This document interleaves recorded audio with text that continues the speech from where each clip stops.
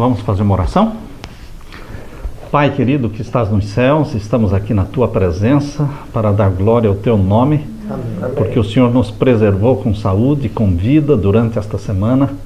O Senhor nos deu a proteção dos Teus anjos. O Senhor nos tem dado aqui amigos que Te amam, amigos que nutrem a mesma fé, a mesma esperança em Jesus. Amém. Derrama sobre nós o Espírito Santo neste momento ao abrirmos a Tua palavra para estudarmos as profecias. Que o Espírito Santo abra a nossa mente. Que o Espírito Santo nos dê discernimento, o mesmo discernimento que Jesus Cristo tinha para entender as profecias. Amém. Fica conosco, responde os anseios que estão no coração de cada um aqui. Em nome de Jesus. Amém. Amém. Amém. Então nós estudamos o capítulo 1 de Apocalipse, desde o verso 1 até o verso 8. E hoje vamos começar com o verso 9. Capítulo 1, verso 9 de Apocalipse. E aqui nós lemos: Eu, João, que também sou vosso irmão e paciência de Jesus Cristo, estava na ilha de Patmos por causa da palavra de Deus e pelo testemunho de Jesus Cristo. João diz que ele é companheiro nosso na aflição, porque os filhos de Deus nesta terra passam pelas aflições. Eu sei que para Deus as aflições são as obreiras de Deus. Todos nós passamos pela fornalha das aflições. Assim como o ouro é provado no fogo, os filhos de Deus também são provados no fogo. Amém. Jesus Cristo mesmo padeceu muito. Mesmo sendo o Filho de Deus, ele padeceu mais do que todos nós. E todos os discípulos, todos os apóstolos, eles passaram por aflições. João não morreu como mártir porque Deus o protegeu, porque ele foi lançado dentro de um caldeirão de óleo fervendo e não morreu. Então, tiraram João de dentro do caldeirão de óleo fervendo e mandaram para a ilha de Patmos, como exílio.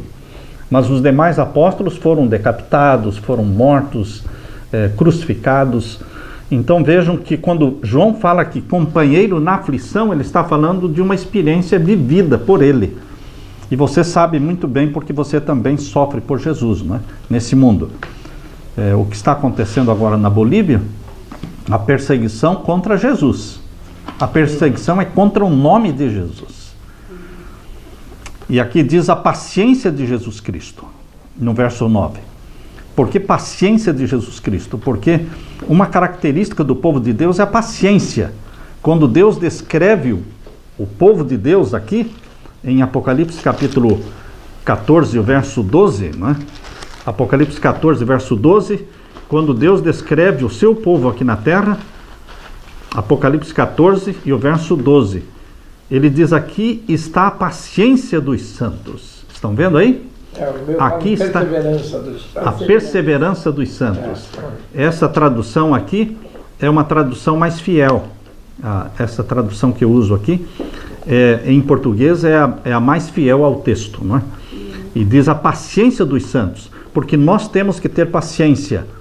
E quando você pede paciência, Deus manda provações. Tá certo?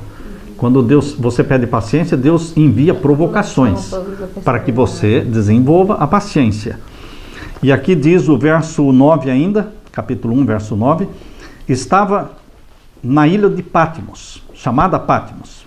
A ilha de Patmos está na Grécia. É uma ilha que tem cerca de 1000 habitantes. As casas são todas branquinhas. Então você avista de longe a ilha de Patmos, um lugar bonito. E ali tem hoje uma igreja construída ali em cima da caverna, ali onde João teve a visão dele. Nós já estivemos ali na ilha de Patmos. Foi para ali que mandaram João, para que naquele tempo a ilha de Patmos era uma colônia penal. Árida, rochosa, sem vegetação. E mandavam os exilados para lá para que morressem ali. E Patmos, em vez de ser o cemitério de João, se tornou a porta do céu para João. Amém. Porque ali ele viu que olho algum jamais viu. Os céus se abriram e ele viu Jesus, ele viu a Nova Jerusalém, então foi a porta do céu para João. Amém.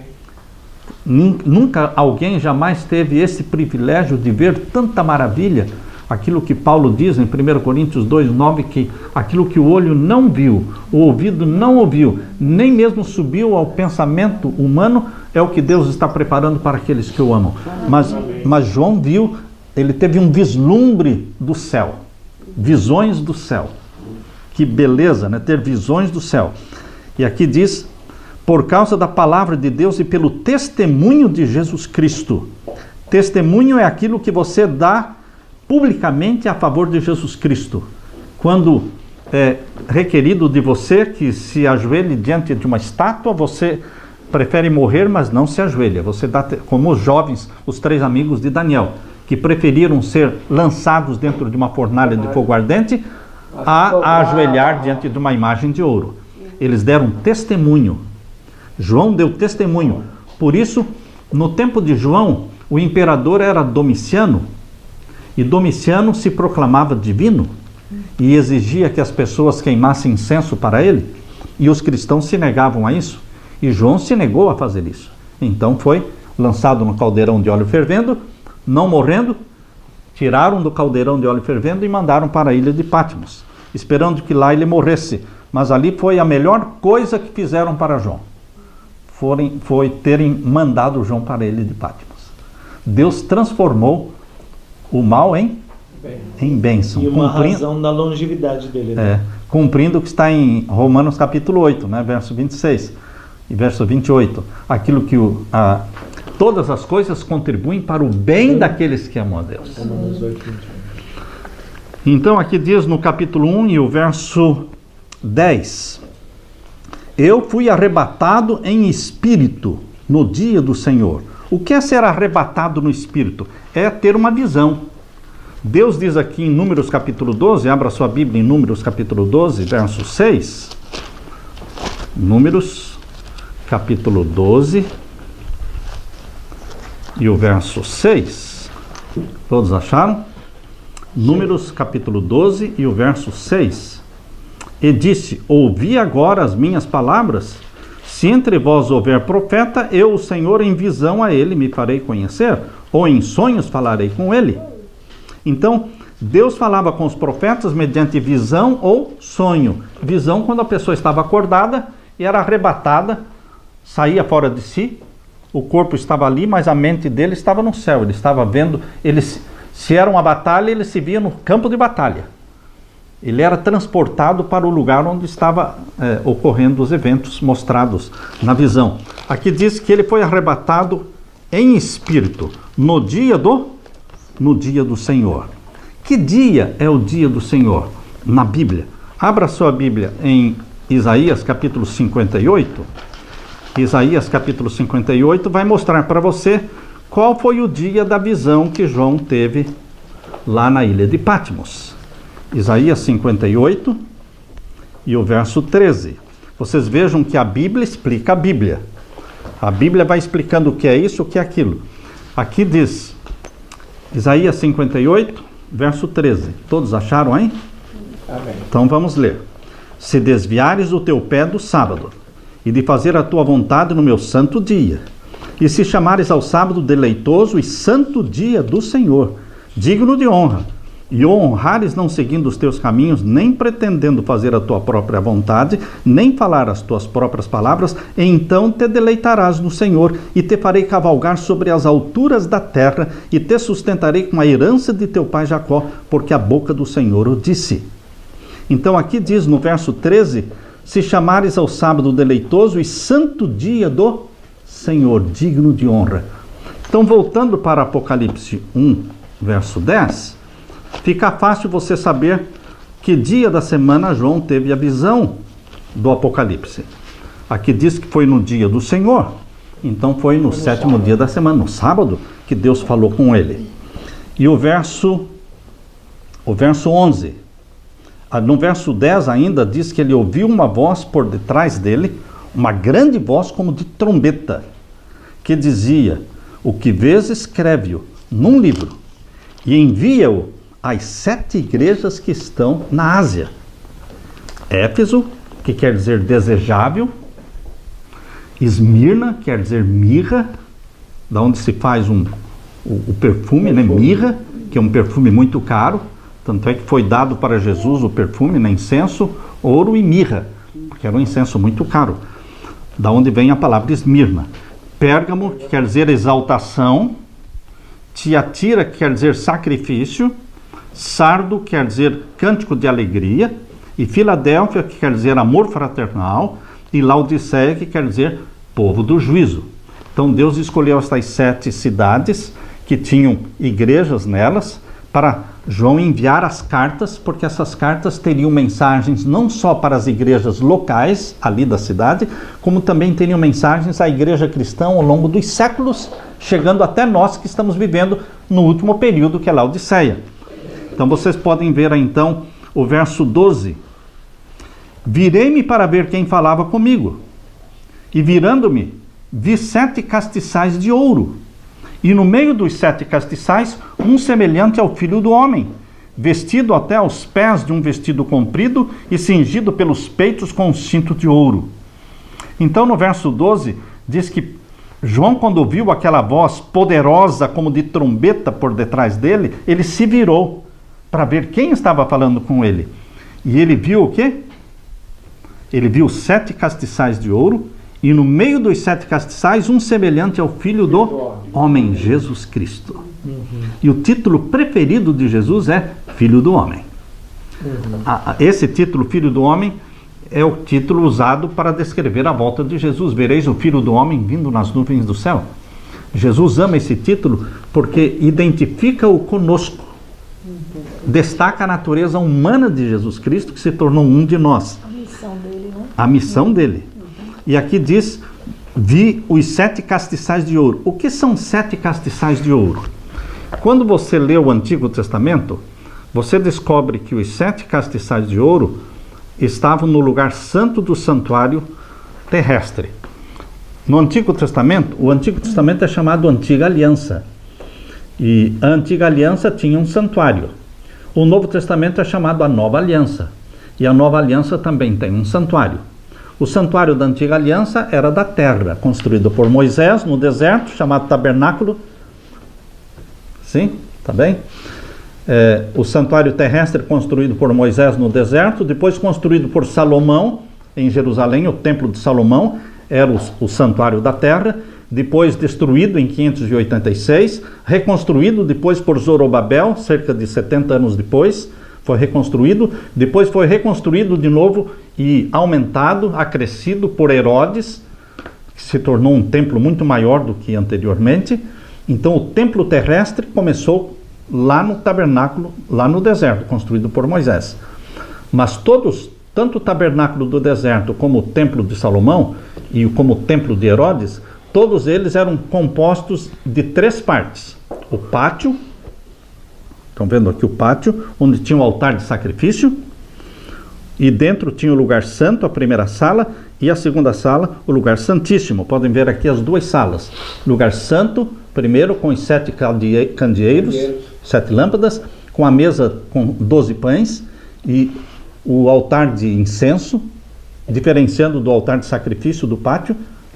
Aqui dentro tinha o altar de incenso, onde queimavam os incensos. Depois tinha uma cortina separando as 2 salas, Santo e Santíssimo. E no Santíssimo, depois da cortina, tinha a Arca do Concerto, com os 10 mandamentos dentro, e com 2 anjos querubins de ouro, com as asas estendidas. E no meio desses 2 anjos querubins, em cima da Arca do Concerto, em cima dos 10 mandamentos, aparecia o Shekinah. O Shekinah, que é a glória, a presença real, literal de Deus. Esse Shekinah não era uma luz acendida por sacerdotes, era a luz sobrenatural de Deus presente ali. Esse santuário, ele deixou de existir quando Cristo morreu na cruz. A Bíblia diz que quando Jesus Cristo disse está consumado na cruz, o véu do templo que separava o lugar santo do Santíssimo se rasgou de alto a baixo. E acabaram os sacrifícios. E alguns anos depois, no ano 70, o templo foi destruído. Não ficou pedra sobre pedra. Não existe mais o santuário da terra. De Jesus, né? Por que é que Deus fez questão de que o santuário da terra fosse destruído? Porque não tinha mais valor, porque foi inaugurado o santuário do céu. Amém. Cristo, quando subiu para o céu, ele subiu para ser sacerdote num santuário do céu. Porque no santuário da terra, nem sacerdote ele poderia ser, porque ele não era da linhagem de Levi, ele era da tribo de Judá, certo? Então aqui diz em Hebreus capítulo 8, abra sua Bíblia em Hebreus capítulo 8, para entendermos a questão dos 7 castiçais de ouro que aparece lá no Apocalipse, e Jesus andando no meio dos 7 candeeiros de ouro, nós temos que entender o que é o santuário do céu. Porque os 7 candeeiros que Jesus está andando no meio deles, identifica o lugar onde Jesus está. Hebreus capítulo 8.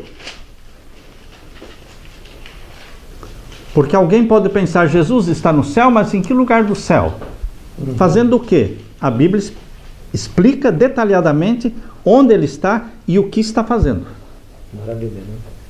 Porque os evangelhos mostram o ministério de Cristo na terra. O Apocalipse não. O Apocalipse mostra o ministério de Jesus no céu. E ele, um sacerdote tem que ter um templo para oficiar. Um santuário para oficiar. E o santuário do céu é o original, é o verdadeiro. O santuário da terra era uma cópia passageira, que deixaria de existir como realmente deixou de existir. Era temporário. O fato dos judeus não entenderem que o santuário da terra era somente uma cópia passageira, porque viria a nova aliança, com base no sangue de Cristo e não sangue de animais, com base no santuário do céu e não no santuário da terra, pelo sacerdócio de Cristo e não pelo sacerdócio de Arão, os judeus não entenderam esta verdade. E porque não entenderam, sentaram na beira do caminho e ficaram para trás, porque a revelação de Deus avançou. Os judeus não avançaram para a nova aliança. Eles ficaram na velha aliança até hoje. Não entenderam que Jesus é o Messias, não entenderam por que o santuário foi destruído, tanto é que estão planejando reconstruir o templo. Veja a dureza de coração, a escama nos olhos, porque não enxergam o ministério de Cristo, do Messias, que subiu ao céu, e ele é o sacerdote no santuário do céu. Não precisamos de um santuário na terra. Não precisamos de sacerdotes na terra. Nós temos um único sacerdote. E um só Cordeiro de Deus que tira o pecado do mundo. Por isso diz aqui em Hebreus capítulo 8, Paulo, sendo judeu, ele entendeu muito bem esta verdade. Pouquíssimos judeus entenderam. Paulo foi o primeiro judeu que entendeu e escreveu sobre isso aqui em Hebreus capítulo 8. Mais que os próprios discípulos, né? Sim, mais do que os outros discípulos. Veja, Hebreus capítulo 8, verso 1 diz: ora, a suma do que temos dito é que temos o que? Um sumo sacerdote tal que está assentado nos céus, à destra do trono da majestade, ministro do santuário e do verdadeiro tabernáculo. Vejam como Paulo entendeu que o tabernáculo da terra deixaria de existir e que Jesus Cristo seria sacerdote não no santuário da terra, mas no santuário do céu. Ministro do santuário e do verdadeiro tabernáculo, o qual o Senhor fundou, não o homem. E o verso, porque todo sumo sacerdote é constituído para oferecer dons e sacrifícios. Cristo tinha que oferecer dons e sacrifícios. Ele oferecia o seu próprio sacrifício, certo? Agora o verso 4 diz que na terra ele não poderia oficiar, porque ele não era da tribo de Levi. Verso 4. Ora, se ele estivesse na terra, nem tão pouco sacerdote seria. Ele nunca poderia entrar no lugar santo do santuário da terra? Ele nunca poderia entrar no lugar santíssimo do santuário da terra? Ele nunca poderia oferecer um sacrifício lá no pátio e interceder por um pecador junto ao altar de sacrifício? Cristo não poderia, porque ele não era da tribo sacerdotal, ele era da tribo de Judá. Por isso diz aqui, verso 4 estamos lendo, né, do capítulo 8 de Hebreus. Ora, se ele estivesse na terra, nem tão pouco sacerdote seria, havendo sacerdotes que oferecem dom segundo a lei, os quais servem de exemplar e sombras das coisas celestiais. O que era feito no santuário da terra era sombra das coisas celestiais. Amém. Então, queridos, aqui nós vemos no capítulo 9, vejam aí o capítulo 9, falando que o primeiro tabernáculo, capítulo 9, verso 1, ora também o primeiro tinha ordenanças de culto divino e um santuário terrestre. Certo? E aí vem explicando como é que era o santuário da terra, né? O verso 2, capítulo 9, verso 2. Porém, um tabernáculo, porque um tabernáculo estava preparado, o primeiro em que havia o candeeiro, que era o candeeiro com 7 lâmpadas, a mesa com 12 pães, e é o que se chama um santuário, o lugar santo. Mas depois do segundo véu, estava o tabernáculo que se chama o Santo dos Santos, o Santíssimo. Veja então aqui, queridos, voltando para Apocalipse capítulo 1, quando nós lemos aqui no capítulo 1, se você não tiver uma compreensão do que seja o santuário, primeiro que você não vai entender o plano da salvação. Você não vai entender o plano da salvação se você não entender o que é o santuário. E a doutrina do santuário é a doutrina mais desprezada da Bíblia. A doutrina mais desprezada da Bíblia é a doutrina do santuário. Você não vai ouvir um sermão na televisão, alguém falando sobre o santuário da terra. Never. Nunca. Pouco importa para eles. Por isso não entendem um plano da salvação. Eles não entendem que ninguém é salvo pela lei. Porque Deus não colocou a lei na porta de entrada do santuário. Por isso, para você se salvar, você não se salva pela lei. Você se salva lá no pátio, no altar de sacrifício. É lá que você é salvo. E o altar de sacrifício do santuário celestial é o monte do Calvário. O altar do sacrifício do santuário celestial não está no céu, está na terra, porque é onde o Cordeiro foi morto. E Cristo foi morto no monte do Calvário. A salvação acontece ali no monte do Calvário, onde há sangue que redime os nossos pecados. Amém. Ali não tem lei. A lei está no Santíssimo. Obediência. A lei não existe para o pecador. Para que serve a lei para o pecador? Para nada. Primeiro que ele não consegue guardar mesmo. Não lhe interessa a lei de Deus se ele não é de Deus. Primeiro ele tem que ser de Deus. Por isso ele tem que se tornar filho de Deus. E você se torna filho de Deus não pela lei. Você se torna filho de Deus pela graça, pelo sangue de Jesus Cristo, no altar de sacrifício. Você vai ao Calvário e ali você é purificado e você se torna filho de Deus pelo sangue de Jesus. Então, o plano, o santuário da terra, a doutrina do santuário mostra isso, salvação pela graça. Há muitos que não entendendo o plano da salvação ilustrado pelo santuário, dizem assim. E são milhares que dizem assim.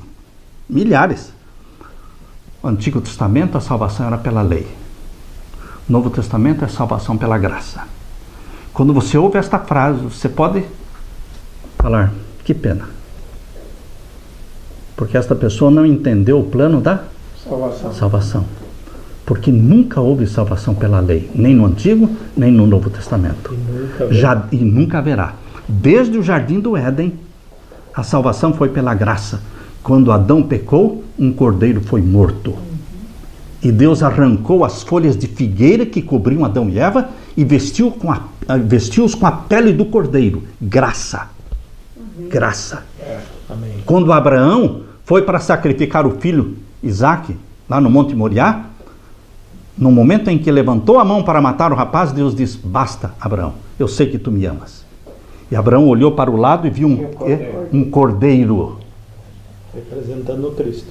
Por isso que Jesus disse, lembra quando Jesus disse, Abraão exultou por ver o meu dia, e viu.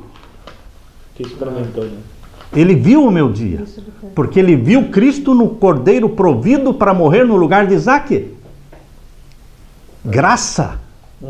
Como eu posso dizer que no Antigo Testamento a salvação era pela lei? É porque não entendi o plano da salvação ilustrado no santuário da terra.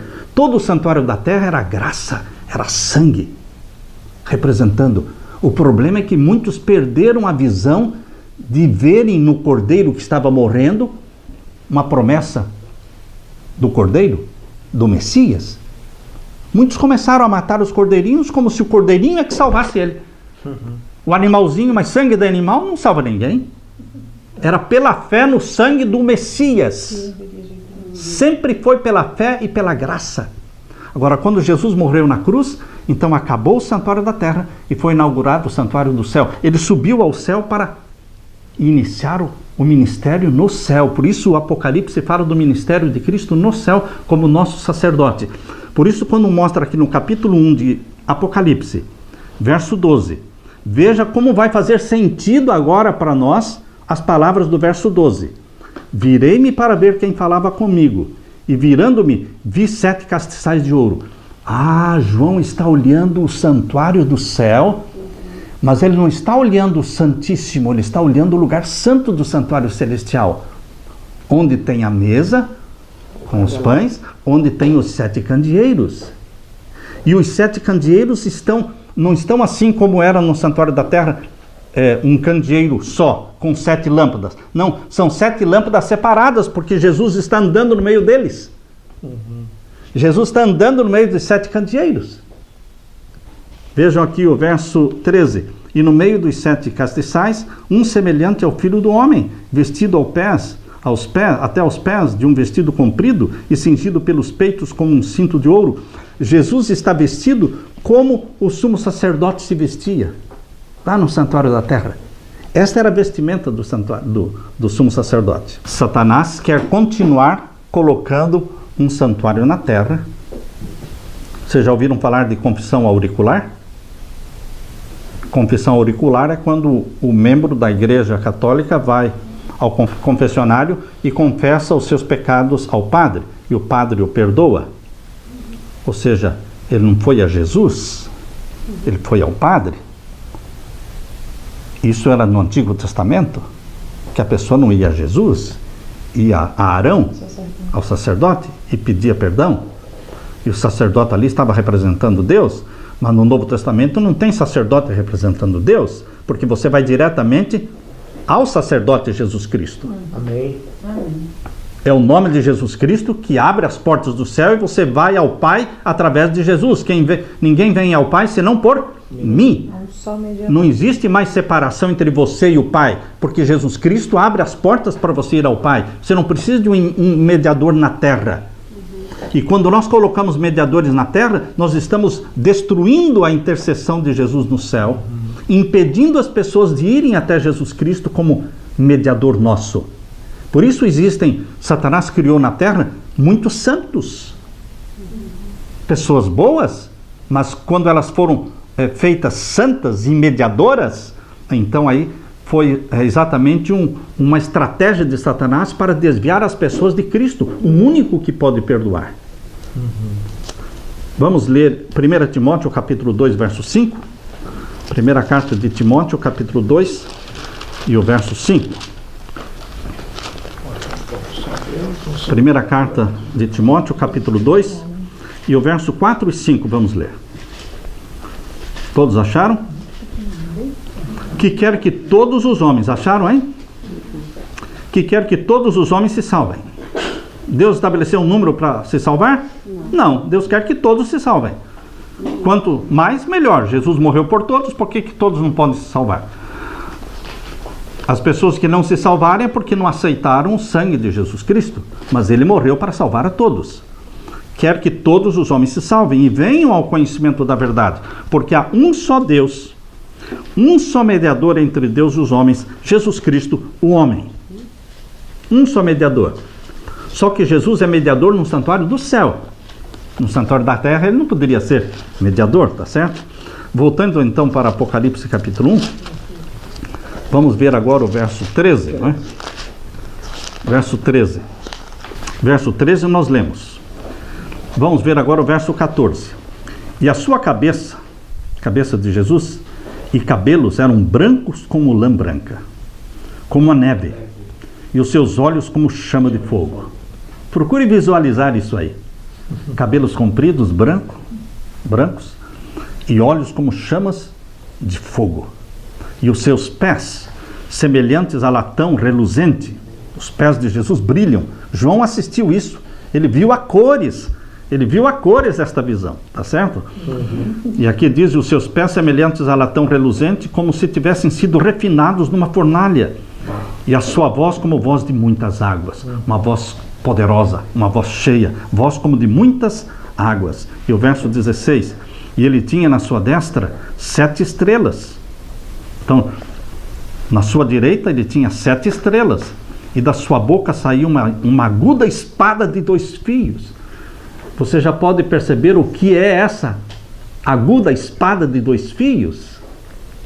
Você consegue entender o que é essa aguda espada de 2 fios? Em Hebreus diz o quê? O que fala em Hebreus sobre a palavra de Deus? Hebreus capítulo 4. Hebreus capítulo 4 e o verso 12. Hebreus capítulo 4 e o verso 12. A Bíblia explica a Bíblia. Não aceite uma explicação da Bíblia feita por um ser humano pecador como você. Mas quando um verso explica outro verso, isso dá segurança, dá solidez para a nossa fé. Hebreus capítulo 4, verso 12. Porque a palavra de Deus é viva, eficaz e mais penetrante do que espada alguma de 2 gumes, e penetra até a divisa da alma e do espírito, e das juntas e medulas, e é apta para discernir os pensamentos e intenções do coração. Então a palavra de Deus é comparada a uma espada de 2 gumes que penetra até os nossos pensamentos, nossas intenções, aquilo que você imagine na sua alma. A Bíblia discerne aquilo que você está imaginando, porque não é um livro feito de papel, é um livro vivo. Amém. A Bíblia é viva.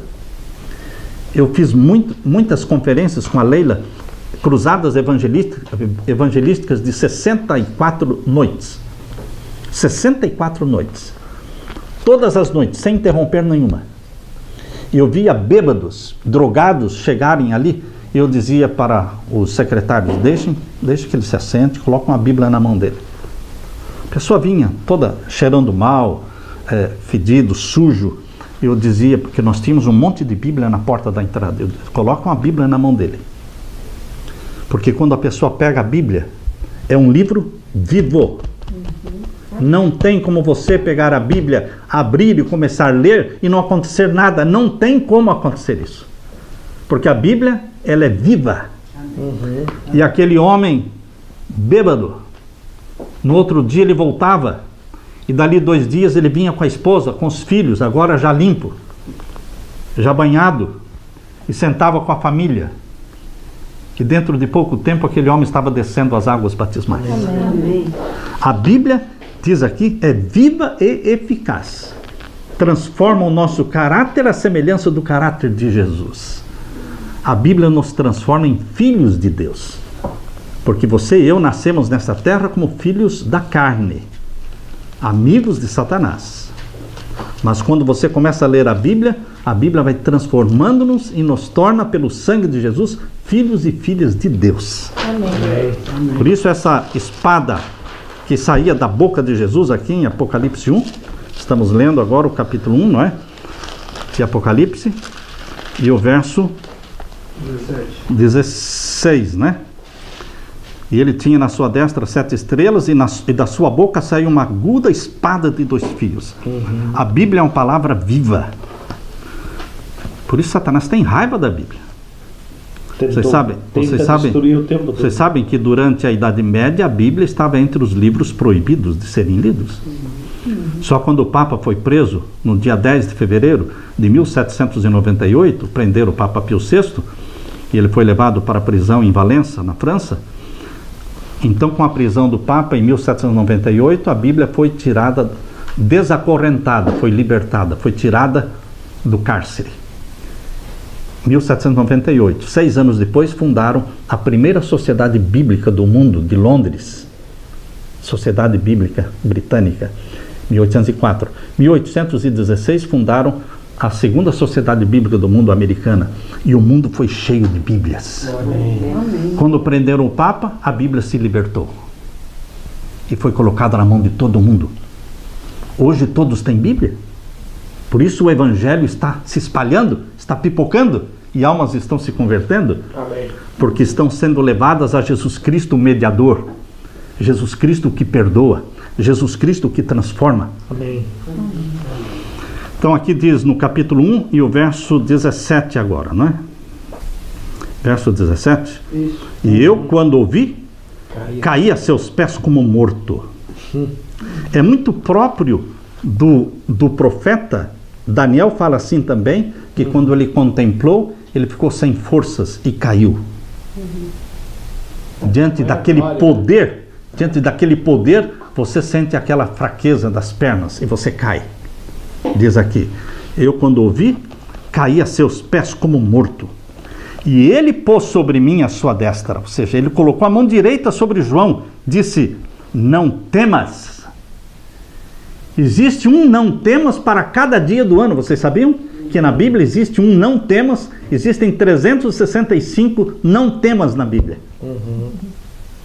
Existem 365 vezes repetida esta frase, não temas, não tenha medo na Bíblia, porque é um não temas para cada dia do ano. Amém. Não tenha medo. Satanás domina as pessoas pelo medo. Na primeira carta de João, capítulo 4, diz que o amor de Deus expulsa fora o medo. Amém.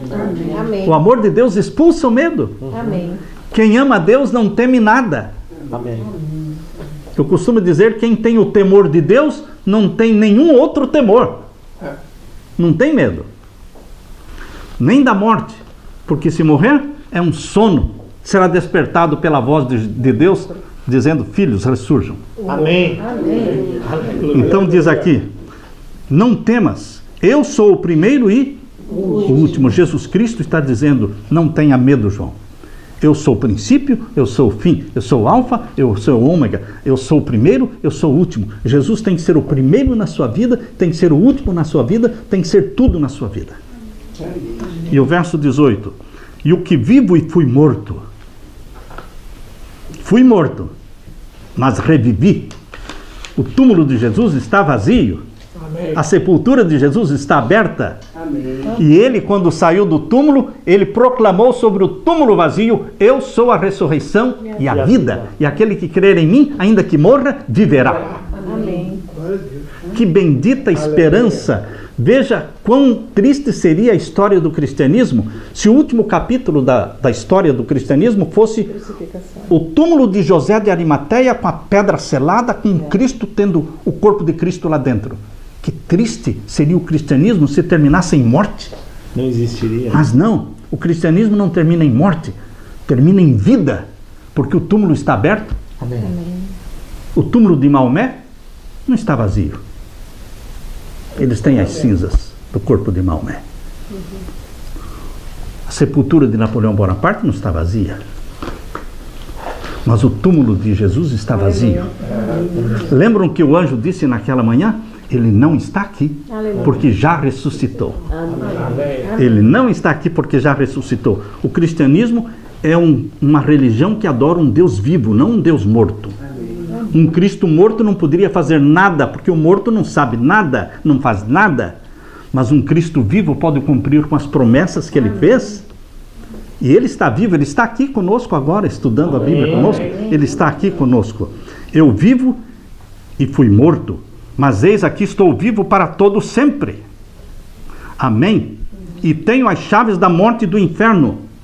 Cristo tem as chaves da morte e do inferno, porque ele venceu a morte. Satanás colocou ao redor do túmulo de Cristo uma legião de demônios para que impedissem a ressurreição de Cristo.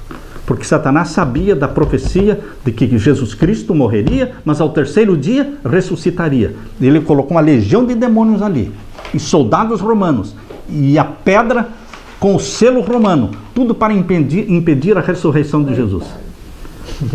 Mas desceu um poderoso anjo do céu, Gabriel.